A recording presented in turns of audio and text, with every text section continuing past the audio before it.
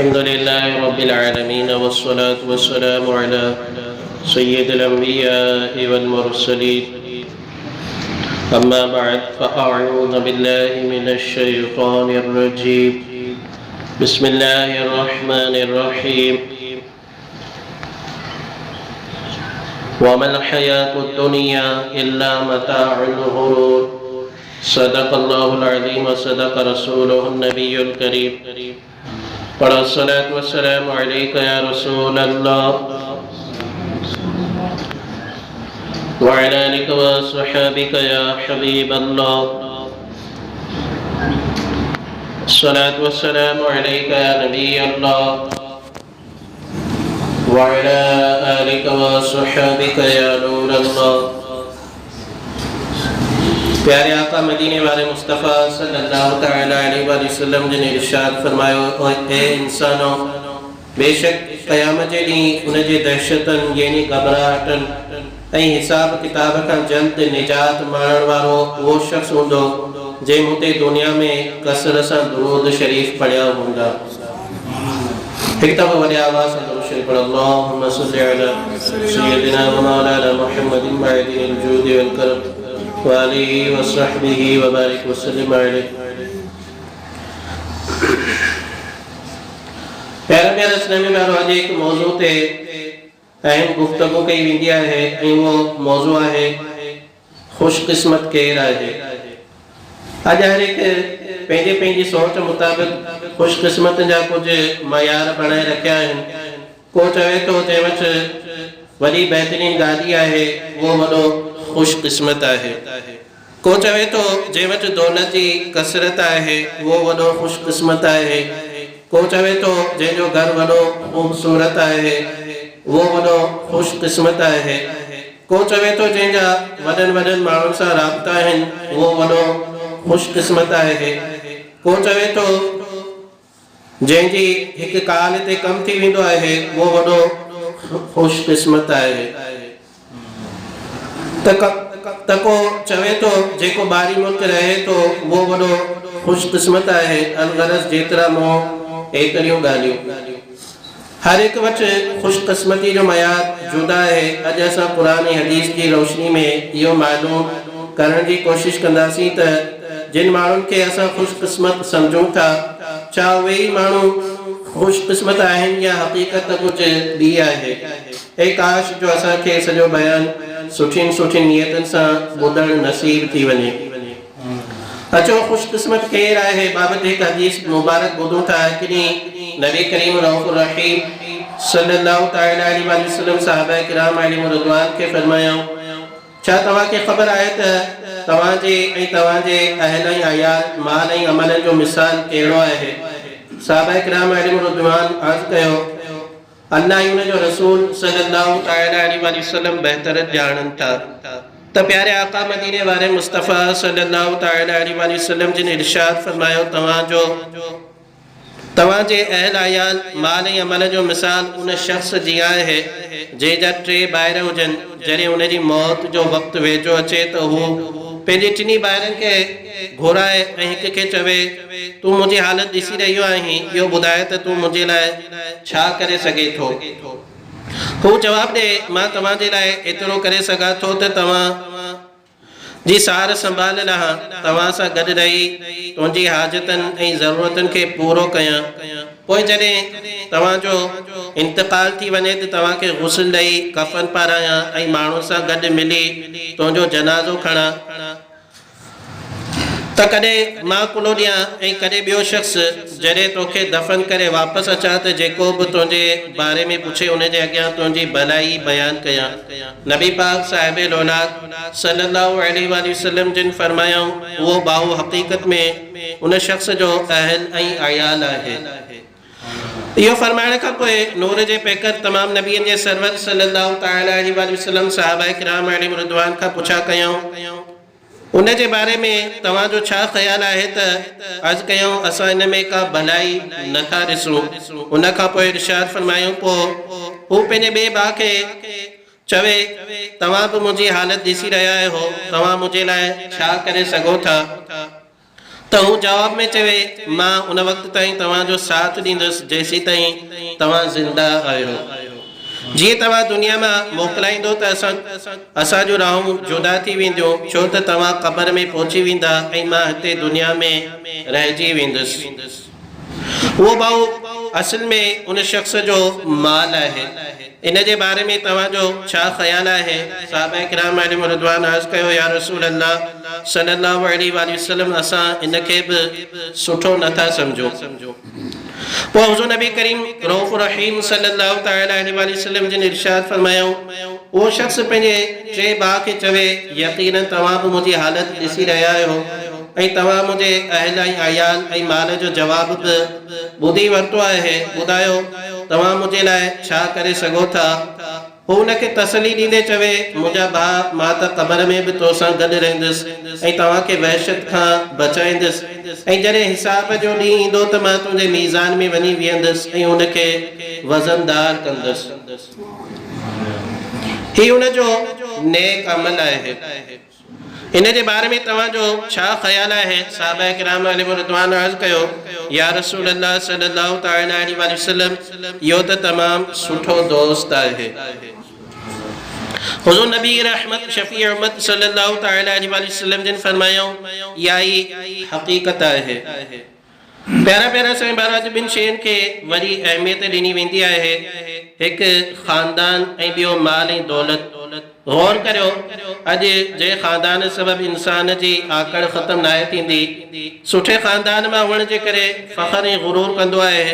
जंहिं ख़ानदान जे लाइ इंसान सॼी ज़िंदगी दौलत कमाइण जे लाइ पंहिंजी ज़िंदगी दाव ते लॻाईंदो आहे, जंहिं ख़ानदान जे लाइ तकलीफ़ूं ऐं मुसीबतूं सहंदो आहे, जंहिं ख़ानदान जे ख़ातिर माण्हुनि जा ताना बर्दाश्त कंदो आहे, जंहिं ख़ानदान जे ख़ातिर पंहिंजी ज़िंदगी खे बेआराम कंदो आहे, जंहिं ख़ानदान जे ख़ातिर सर्दी गर्मी खे बर्दाश्त कंदो आहे, जंहिं ख़ानदान जे मुस्तक़बिल खे बढ़ाइण जे लाइ पंहिंजो मुस्तक़बिल दाव ते लॻायो वेंदो आहे, उहो सिर्फ़ु क़ब्रिस्तान ताईं गॾु हलंदा। ऐं ॿियो उहो माल जंहिंसां इंसान वॾी मोहबत कंदो आहे, उहो माल जंहिंखे दुनिया में घणो संभाले रखंदो आहे, उहो माल जंहिंजी ख़ातिर रातिनि जूं निंडूं क़ुर्बान कंदो आहे, उहो माल जंहिंखे हासिल करण जे लाइ हलाल ऐं हराम जी तमीज़ विसारे छॾींदो आहे, उहो माल जेको माण्हुनि खे धोखो ॾेई कमाईंदो आहे, उहो माल जंहिंजे ख़ातिर घर वारनि खे छॾे परे परे सफ़र कयो वेंदो आहे, उहो माल जंहिंखे गॾु करण जा कई तरीक़ा सोचिया वेंदा आहिनि, उहो माल जंहिंखे गॾु करण जे लाइ वीसियूं भरियूं वेंदियूं आहिनि, उहो माल सिर्फ़ु मरण ताईं गॾु रहंदो। जीअं ई इंतकाल थींदो सभु माल दौलत जायदाद वग़ैरह घर वारी ॿार ऐं ॿियनि ॿार मिट माइट पाण में विराए छॾींदा। यादि रखो ॿारनि बचनि जी सुठी तरबियत ऐं उन्हनि जे हक़नि जी अदायगी जे लाइ उन्हनि सां गॾु मशगूल रहणु ऐं पंहिंजे लाइ पंहिंजे ॿारनि बचनि जे लाइ ऐं जंहिंजी कफ़ालत इंसान ते वाजिबु आहे उन्हनि जे लाइ ज़रूरत मूजिबि रिज़्क़ हलाल जे वञ डोड़ करण में को हर्ज न आहे, पर औलाद ऐं फैमिली जी मोहबत में मुब्तला थी पंहिंजे रब करीम खे विसारे विहणु, औलाद जे करे फ़ख़्र ऐं तकबुर करणु ऐं ज़रूरत खां वधीक कसरत माल जी जुस्तजू जारी रखणु न सिर्फ़ु बुरो आहे बल्कि इंसान जे उख़रवी सआदतनि खां महरूमी जो सबबु आहे। जीअं त रब करीम सिपारे 27 सूरह हदीद आयत नंबर 20 में इरशाद फरमायो आहे इअलमू अन्नमल हयातुद दुनिया लइबुन व लहवुन व ज़ीनतुन व तफ़ाखुरुन बैनकुम व तकासुरुन फिल अमवालि वल औलाद। यकीन जानो त दुनिया जी ज़िंदगी त फ़क़त रांदि रूंदी आहे ऐं सिंगार ऐं तवजो हिक ॿिए में फ़ख़्र करणु ऐं माल ऐं औलाद में हिक ॿिए ते ज़्यादती जी ख़्वाहिश करणु। हिन आयत सगोरी जे आख़िरी में अल्लाह ताला इरशाद फरमायो वमल हयातुद दुनिया इल्ला मताउल गुरूर, ऐं दुनिया जी हयाती त न आहे पर धोखे जो माल।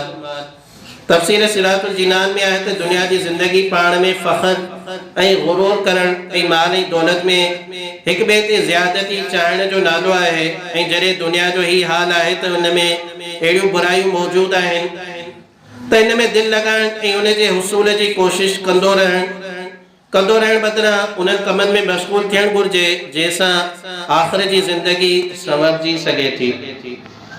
प्यारा प्यारा साईं भेरो शुरू में बयानु कई हिन हिकायत में ऐं हिन आयत सगोरी मां मालूम थियो त ख़ानदान औलाद ऐं माल ऐं दौलत फ़क़ति दुनियाई में कमु ईंदा आहिनि। ख़ानदान औलाद त सिर्फ़ु क़ब्रिस्तान ताईं गॾु वेंदा आहिनि। ख़ानदान औलाद ऐं माल ऐं दौलत कफ़न दफ़न में कमु ईंदा आहिनि, जॾहिं त नेक अमल क़ब्र में बि कमु ईंदा आहिनि।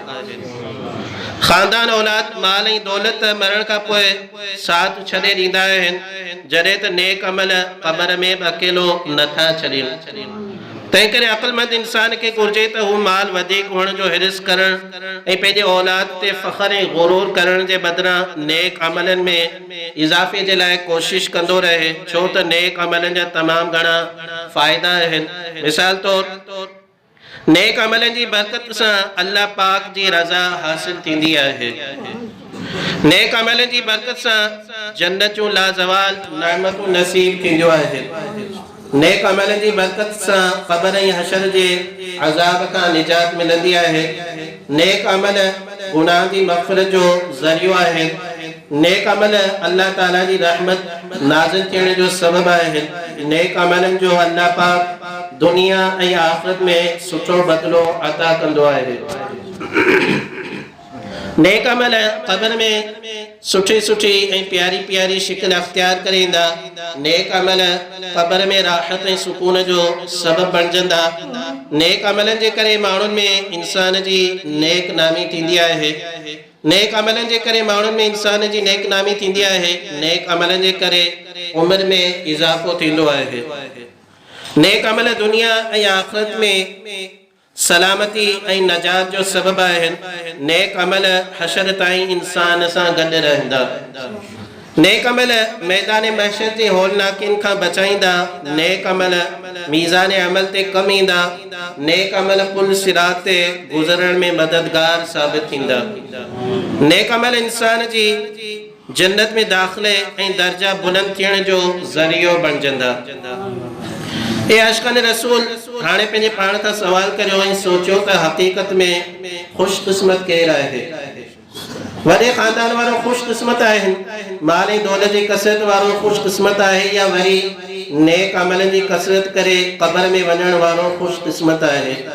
त हर अक़लमंद हिन सवाल जे जवाब में बिल्कुलु इहो ई चवंदो त नेक अमल करण वारा ई ख़ुशकिस्मत आहिनि। हक़ीक़ी ख़ुशकिस्मत केरु आहे? हक़ीक़ी माना में कामयाबी कंहिंखे मिलंदी? अचो हिन ॻाल्हि खे सम्झण जे लाइ क़ुरान करीम जूं ॿ आयतूं ॿुधूं था। जीअं अल्लाह पाक पंहिंजे पाकीज़ा कलाम में इरशाद फरमायो आहे, وَمَن يُطِعِ اللَّهَ وَرَسُولَهُ يُدْخِلْهُ جَنَّاتٍ تَجْرِي مِن تَحْتِهَا الْأَنْهَارُ خَالِدِينَ فِيهَا وَذَلِكَ الْفَوْزُ الْعَظِيمُ। ऐं जेको हुकुम मञे अल्लाह ऐं अल्लाह जे रसूल जो, अल्लाह उनखे बाग़नि में दाख़िल कंदो जिन जे हेठां नहरूं जारी आहिनि, हमेशह उन में रहंदा, ऐं इहा ई वॾी कामयाबी आहे। हिकु ॿिए हंध ते फरमाने ख़ुदाबंदी आहे, فَمَنْ زُحْزِحَ عَنِ النَّارِ وَأُدْخِلَ الْجَنَّةَ فَقَدْ فَازَ। जेको बाहि खां बचाए बहिश्त में दाख़िल कयो वियो सो मुराद खे पहुतो। हिन आयत सगोरी तहत तफ़सीर सिरातुल जिनान में आहे मालूम थियो त क़यामत में हक़ीक़ी कामयाबी इहा ई आहे त बाने खे जहन्नम खां निजात ॾेई जन्नत में दाख़िल कयो वञे। जॾहिं त दुनिया में कामयाबी फी नफ़्सी ही कामयाबी त आहे, पर जेकर इहा कामयाबी आख़िरत में नुक़सान पहुचाइण वारी आहे त हक़ीक़त में इहो नुक़सान आहे। ऐं ख़ासि करे उहे माण्हू जेके दुनिया जी कामयाबी जे लाइ सभु कुझु कनि ऐं आख़िरत जी कामयाबी जे लाइ कुझु न कनि, उहे त यक़ीनन नुक़सान ई में आहिनि। तंहिं करे हर मुस्लमान खे घुरिजे त उहो अहिड़नि अमलनि ॾांहुं घणो ध्यानु ॾिए ऐं उन्हनि जे लाइ घणी कोशिशि करे जिन सां उनखे हक़ीक़ी कामयाबी नसीब थी सघे, ऐं उन अमलनि खां बचे जेके उन जे हक़ीक़ी कामयाबी जी राह में रुकावट बणिजी सघनि था। दुरूद शरीफ पढ़ो। अल्लाहुम्मा सल्लि अला सय्यिदिना व मौलाना मुहम्मदिन मअदिल वजूद वल करम व आलिहि व सहबिहि व बारिक वसल्लम। प्यारा प्यारा साईं मानो वाकई सही माना में खुशकिस्मत वो ही है जेको जहन्नम का बची वने। हकीकी खुशकिस्मत वो ही है जेको जन्नत के आलीशान बागन में पहुंची वने। हकीकी खुश नसीब वो ही है जेको पेंजो ईमान दुनिया का सलामत खणी वजण में कामयाब थी वने। सोचो तो सही तो जेको खुश नसीब पेंजो ईमान दुनिया का सलामत खणी वयो, हाणे शैतान का उनके को खतरो न है। रब चाहो तो कब्र में भी उनके लाए आसानियों थींदो। रब चाहो तो सुभाणी क़यामत के ॾींहं में भी वो अमन में होंदो। रब चाहो तो पुल सिरात का गुजरण भी उनके लाए सवलो थी वेंदो। रब चाहो तो वो जहन्नम का हमेशा जे लाए बची जन्नत में हलियो वेंदो। ऐं इहो सभु कुछ इन करे थींदो जो हू खुश नसीब पेंजो ईमान दुनिया का सलामत खणी वजण में कामयाब थी वयो। असा के घुर्जे त असां बि पंहिंजे ईमान जी सलामती जो फिक्र करियूं। यादि रखो गुनाहनि जी कसरत के बुरे ख़ात्मे जे सबबनि मां बयान कयो वियो आहे। तंहिं करे असांखे घुर्जे त गुनाहनि खां बचूं ऐं नेक अमलनि जी कसरत करण वारा बणिजी वञूं ऐं असां बि ख़ुशकिस्मत माण्हुनि में शामिल थियण जे लाइ कोशिशि करियूं। छो त ख़ुशकिस्मत त उहे ई आहिनि जेके मौत खां पहिरियां मौत जी तयारी कंदा आहिनि। खुशकिस्मत त उहे ई आहिनि जिन सां उन्हनि जो रब राज़ी आहे। खुशकिस्मत त उहे ई आहिनि जिनखे क़ब्र में हुज़ूर सल्लल्लाहु तआला अलैहि वसल्लम जी सुञाणप नसीब थींदी। खुशकिस्मत त उहे ई आहिनि जिनखे बरोज़े क़यामत अल्लाह करीम जी रहमत नसीब थींदी। खुशकिस्मत त उहे ई आहिनि जिनखे अमाल नामो साॼे हथ में ॾिनो वेंदो। खुशकिस्मत त उहे ई आहिनि जिनखे क़यामत जे ॾींहुं हिसाब किताब जो ख़ौफ़ न थींदो। खुशकिस्मत त उहे ई आहिनि जिनखे हुज़ूर नबी करीम सल्लल्लाहु तआला अलैहि वसल्लम जी शफ़ाअत नसीब थींदी। खुशकिस्मत त उहे ई आहिनि जिन जो क़ब्रूं जन्नती बाग़ थींदियूं। खुशकिस्मत त उहे ई आहिनि जिन जो क़ब्रूं नूर मुस्तफ़ा सां रोशन थींदियूं। खुशकिस्मत त उहे ई आहिनि जिनखे जन्नत जूं नेमतूं हासिल थींदियूं। खुशकिस्मत त उहे ई आहिनि जिनखे ईमान जी सलामती नसीब थींदी। अल्लाह पाक खां दुआ आहे त असांखे नेक अमल करणी तौफ़ीक़ अता फ़रमाए। आमीन। वाक़िअ दाअवाना अनिल हम्दुलिल्लाहि रब्बिल आलमीन।